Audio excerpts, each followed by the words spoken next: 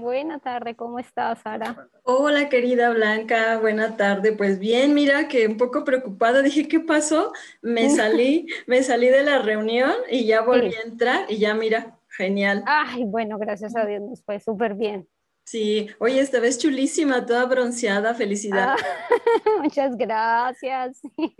Sí, lo que hace la playa, Ay, broncear, qué rico. maravilla. Pues mira, Ah, bueno, fíjate que el jueves tuve una reunión con Sheila porque ya ves que sí. tuvo problemas para conectarse con nosotros. Ujú. Entonces, la estamos esperando. Y si no, pues tú y yo, Sí, vale, no hay ningún ¿sale? problema. Vale. Platícame, ¿cómo has estado? Bien, muy bien, gracias a Dios. Mucho calor, pero delicioso. Vale. Muy buenas tardes, estimados seguidores de Alianza Ciudadana Celayense. El día de hoy, 3 de julio del 2021, estoy muy contenta, muy agradecida porque el universo nos ha permitido conectarnos. Mi querida Blanca Ayala Garay de Colombia y estamos esperando a Sheila Lindo de Perú. Y el día de hoy aquí en México celebramos 68 años de que las mujeres tenemos el poder, la capacidad y el derecho de votar. 68 años, apenas nada más, cuando nuestro país ya tiene, vamos para 300 años de liberación de la independencia, ¿cómo ven? Y pues este año celebramos un año muy importante. Querida Blanca, bienvenida desde Colombia, la hermosa ciudad, el hermoso país de Colombia que amo y que un día vamos a conocer. Bienvenida, querida Blanca. Claro que sí, muchísimas gracias, Sara, muchas gracias por la invitación, feliz, contenta, al igual que tú, nosotros tenemos 64 años de haber tenido esa maravillosa dicha de tener el voto las mujeres en Colombia, que ya les voy a platicar poco de los antecedentes que hemos tenido y que son importantísimos conocerlos como parte de este conversatorio. Querida Blanca, adelante, es tu turno.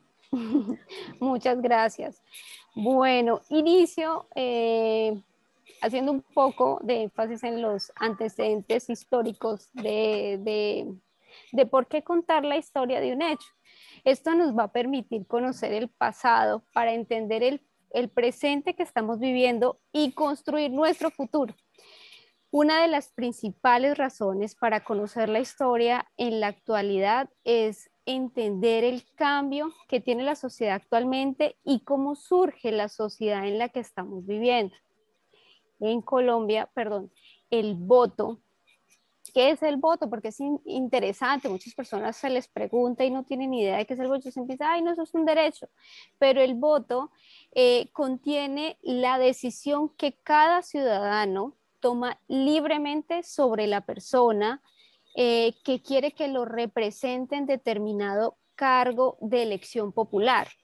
¿Qué nos quiere decir esto? Pues que nosotros elegimos el rumbo que va a tomar el país o que va a tomar una región, por ejemplo en Colombia, con los departamentos y los municipios. Cuando hablamos del voto en Colombia nos remontamos a por allá a una época maravillosa que se denominó en Colombia la Patria Boba, que fue entre 1810 y 1819, donde solo podían votar los hombres que estuvieran casados y que aparte de eso fueran adinerados. Estos grandes señores se dirigían a las parroquias porque se sufragaba o se llevaban las papeleticas porque todavía no habían urnas, sino eran las papeleticas hechas a mano en donde ellos llevaban su voto y se lo daban a unos señores que se llamaban electores. ¿Y quiénes eran esos electores? Eran las personas encargadas de seleccionar o de nombrar el presidente, el vicepresidente y los senadores de la República. Después, cuando un tiempito más largo, después en la Gran Colombia, lo que llamamos en esta época de entre 1821 y 1829, en la constitución de esa época se empieza a hablar de ciudadanos, se le designa a las personas que habitan en el país ciudadanos. Entonces decía que todo ciudadano para poder votar debería de ser mayor de 21 años, estar casado, tener un oficio o un oficio útil para la sociedad y tener capacidad y solvencia económica. Si no, no podían votar. Esos eran los tres requisitos que se tenían. Ya en la Constitución del 59, perdón, del 53, se da la abolición de la esclavitud y se establece que para votar se tiene que ser mayor de edad, tiene que estar casado y solo los hombres podían votar. Nosotras todavía no teníamos ese derecho. Ahí en esta constitución eliminan los electores y ya la gente elige el presidente, el vicepresidente y todos los magistrados de la Corte Suprema de Justicia y otros cargos gubernamentales que se daban en esa época. En 1855 los ciudadanos ya depositan el voto en lo que en ese momento se llamaron urnas y se llamó sufragio directo porque lo elegía el mismo pueblo y se hizo durante la elección de un presidente Mariano Espina Pérez aquí en Colombia. A principios del siglo XX, las mujeres no poseían ninguna clase de derechos políticos, no teníamos derecho a nada. Entonces, aquellas mujeres que trabajaban en la industria no tenían protección social y esto llevó a que fueran víctimas de explotación laboral y en muchas ocasiones de acoso laboral por parte pues, de sus patronos en las fábricas. En esa época los políticos decían que darle a la mujer el derecho, ¿sí? Darle derechos a las mujeres llevaría a una disolución de los hogares y que alteraría todas las normas establecidas por la Iglesia Católica, porque recuerden que la Iglesia tenía un poder bastante fuerte en las elecciones políticas del país, de todos los países, de la mayoría de los países. El imaginario que tenían los hombres veían que los derechos femeninos eran una amenaza en contra de todo el orden natural y que lo consideraban también como un enemigo del Estado. Entonces llega una fecha súper interesante, súper importante. El derecho del voto de la mujer se da en el 25, se aprueba en Colombia el 25 de agosto de 1954 a través de un acto legislativo en la plenaria de la Asamblea Nacional Constituyente, en donde se modifica un texto del artículo 171 de la Constitución de Colombia, en donde dice, bueno, los hombres no son los únicos que van a votar, vamos a darle el espacio a las mujeres. Y miren que leyendo, porque rico uno cuando empieza a leer, y es dándome cuenta y estudiando un poco, yo decía, pero tras de eso, ¿qué hay? Resulta que aquí nos gobernaba el general Rojas Pinilla y él generó esa estrategia de darle el voto a la mujer porque éramos mayoría y porque era una estrategia que él estaba tejiendo para que pudiera volver a ser electo. Pero pues se dio un golpe de Estado en 1957 y nosotros aquí en Colombia estábamos regidos por una junta militar y ellos convocaron a un plebiscito. Y ese plebiscito entre el Partido Liberal y el Partido Conservador, que son los dos partidos tradicionales de Colombia, pues hicieron un acuerdo y en ese plebiscito participaron, eso fue un domingo, 1 de diciembre de 1957, participaron las mujeres votando en las urnas el plebiscito. Entonces llegó, y tengo la cifra exacta, sacada de la Registraduría Nacional, donde 1.835.255 mujeres asistieron en esa fecha, ese domingo Excelente. primero, a las urnas.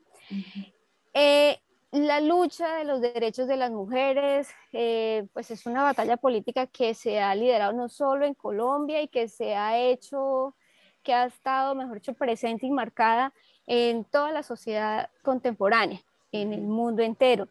Las primeras mujeres que empezaron a movilizarse por los derechos femeninos a principios del siglo XX eran aquellas mujeres de la alta sociedad que tenían todos los recursos económicos y un bagaje cultural, pues porque asistían a las universidades, porque tenían el acceso a los libros, porque podían opinar y que se les permitía participar en esos debates internacionales sobre derechos.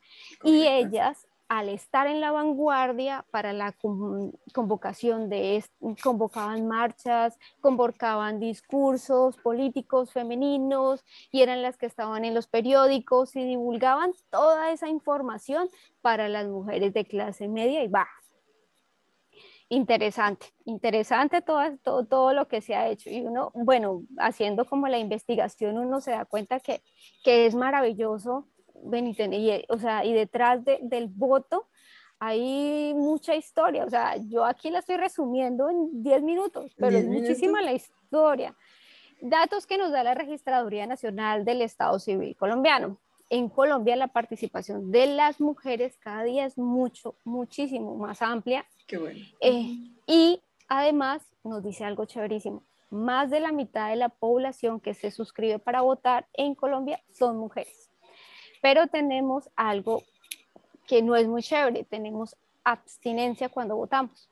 Entonces ahí está ahí uno dice, ay Dios mío, bendito, ¿cómo se hace? Pero bueno, estos espacios nos permiten que nosotras mujeres también empecemos a levantarnos, empecemos a mirar y a darnos esa oportunidad de conocer por qué votar.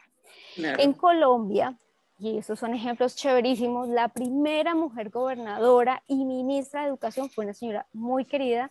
En 1955 se llamó Josefina Valencia. Ella fue nuestra primera representante en cargos públicos. En 1958 se eligió la primera mujer senadora. En el 74 tuvimos una candidata presidencial. En 1991 se dio en Colombia la primera mujer ministra de Relaciones Exteriores, cuando eran los cargos máximos en donde solamente podían estar los hombres. Imagínate, en el 2010 teníamos la primera Contralora General de la Nación y ahorita en el 2018 y actualmente tenemos a la primera mujer vicepresidenta, que es la doctora Marta Lucía Ramírez. Entonces vemos como poco a poco vamos escalonando dentro del marco normativo, porque Colombia también siendo un Estado de Derecho, tiene una normatividad en cuanto a la participación política y eso lo han ganado muchos movimientos femeninos al transcurso de los años. Entonces se creó un marco normativo de participación política de las mujeres en Colombia. Con la Constitución de 1991 se modificaron dos artículos, que fue el artículo 13 y el artículo 40, en donde decía que la mujer debería de ser ser igual y tener la equidad en la administración pública, o sea, mismo cargos que los hombres. Bueno, pero entonces empezaron a tambalear, muchos decían, pero ¿cómo si hay mujeres que ni se lanzan? Entonces, cuando al pasar de los años, en el 2000, hay una ley que es la ley 581, obliga a todos los cargos administrativos públicos elegidos por el pueblo, en donde dice y decreta que el 30% de ese porcentaje debe de ser de mujeres. Ahí vamos, ahí vamos. Ahí va. Entonces, en el 2009 hay una reforma que se hace, una reforma constitucional que se hace en Colombia, donde fundamenta el principio de la equidad de género en los estatutos internos de cada organización política. O sea, por ejemplo, los partidos tienen que tener mujeres dentro de sus cargos. En el 2011 hacen un sondeo aquí en Colombia, súper chévere, y entonces para mirar la registraduría, porque esos datos son de la Registraduría Nacional, que es la que lleva todas esas estadísticas, y es la que en temas de votación lleva, pues nos rige, y aparte de eso lleva las estadísticas reales. Entonces, en el 2011 hacen un sondeo de la ocupación de los cargos en las mujeres en las políticas y ven que los porcentajes que se establecieron están cumpliéndose. Entonces eso es un gran logro para las mujeres. Y hoy día en el campo de la política, en el campo de la ciencia, en el campo de la educación, del deporte, las mujeres estamos arriba, cada vez vamos más, vamos dando un poco más. Entonces, por eso, importante, y quiero dejarles un mensaje ya para finalizar, quiero decirle a todas las mujeres que nos ven, ¿por qué es importante que las mujeres ejerzan su derecho al voto? El voto es una decisión que cada mujer electora debe tomar libremente y sin presiones. Este debe de ser secreto y cada votante cuenta con el espacio en la urna para, a conciencia, votar. Por eso es que es importantísimo que al ejercer nuestro derecho al voto no se tomen decisiones a la ligera. Uno de nuestros deberes, de los deberes de los ciudadanos, hombre, mujer, es tomar la mejor decisión posible de acuerdo con nuestras convicciones. Debemos informarnos, debemos conocer, debemos indagar un poco más acerca de los programas y las propuestas que cada candidato nos da, porque es que eso es lo que nos va a transformar el futuro a nosotros. Miremos en un futuro presente, como digo yo, es decir, momentáneo. Yo estoy, si yo voto ahorita, si yo lo voto a conciencia, si yo sé que ese candidato va a ayudar al progreso de mi región o de mi país, ese va a ser mi futuro y en ese futuro va a ser mi presente y va a ser algo satisfactorio.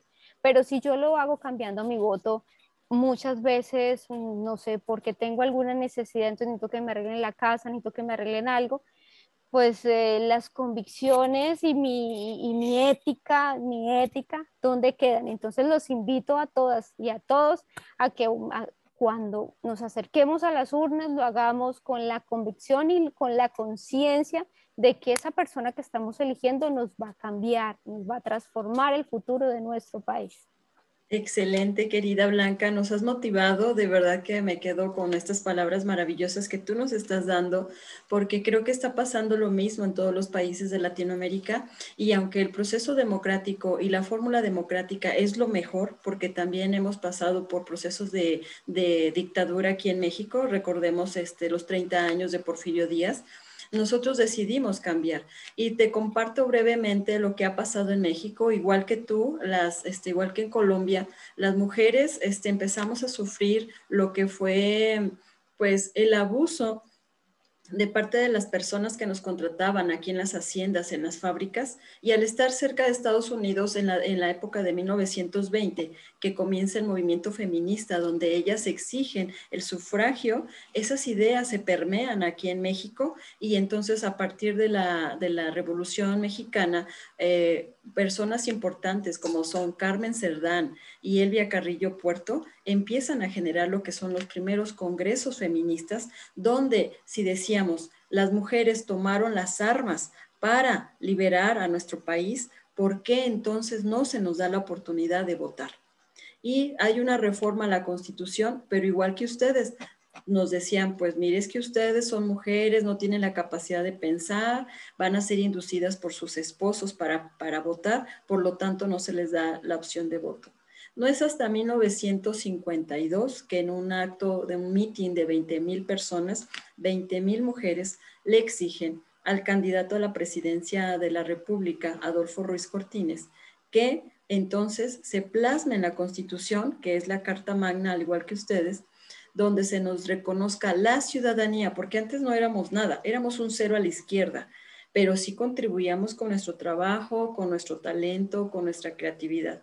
Entonces el presidente Adolfo Ruiz Cortines cumple su promesa y en 1953 se modifica nuestra Carta Magna y entonces en 1953 se nos reconoce como ciudadanas mexicanas con la capacidad de votar y de ser votadas.